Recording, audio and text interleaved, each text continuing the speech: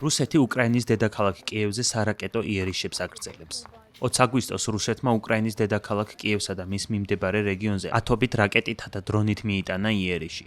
საჰაერო თავდასხმა რამდენიმე საათის განმავლობაში გრძელდებოდა, რასაც 16 ადამიანის სიცოცხლე ემსხვერპლა. გასულ თვეებში მოსკოვმა გააძლიერა კიევზე ბალისტიკური რაკეტებით თავდასხმები. უკრაინას ამ ეტაპზე ამერიკული წარმოების პეტრიოტის ტიპის საჰაერო თავდაცვის რაკეტების დეფიციტი აქვს, რითაც რუსეთი სარგებლობს. უკრაინის არსენალში ეს ერთადერთი იარაღია, რომელსაც რუსული ბალისტიკური რაკეტების ჩამოგდება შეუძლია. დეფიციტიდან გამომდინარე, რუსული მასშტაბური სარაკეტო იერიშები ზაფხულში რეგულარული მოვლენა გახდა. გაეროს ინფორმაციით, კიევში, რომელიც რუსული იერიშების ერთ-ერთი მთავარი სამიზნეა, ივლისში 54 მშვიდობიანი მოქალაქე დაიღუპა. გაზრდილი რუსული იერიშების ფონზე უკრაინის პრეზიდენტი ვოლოდიმირ ზელენსკი პარტნიორ სახელმწიფოებს მოუწოდებს უკრაინას მეტი პეტრიოტის ტიპის რაკეტა მიაწოდონ, რათა ქვეყანამ საჰაერო თავდაცვა გააძლიეროს.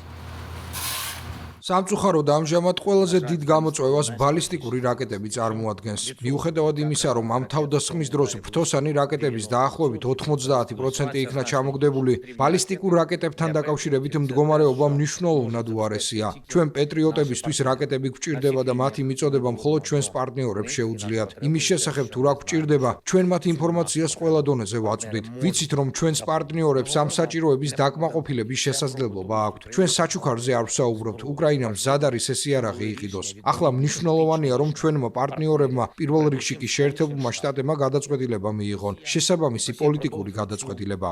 რუსეთი აგრძელებს ომს ხალხისა და სიცოცხლის წინააღმდეგ და მისი შეჩერების ერთადერთი რეალისტური გზა ძალის გამოყენება და ერთობლივი მუშაობა. ასეთ მტერთან მარტო არავინ უნდა დარჩეს. ჩვენ რა თქმა უნდა ვუპასუხებთ რუსეთის ამ თავდასხმას, ისევე როგორც სხვა რუსულ იერიშებს ვპასუხობთ. ჩვენი პასუხი შორმანძილს მოიცავს და ეს სრულად გამართლებული იქნება.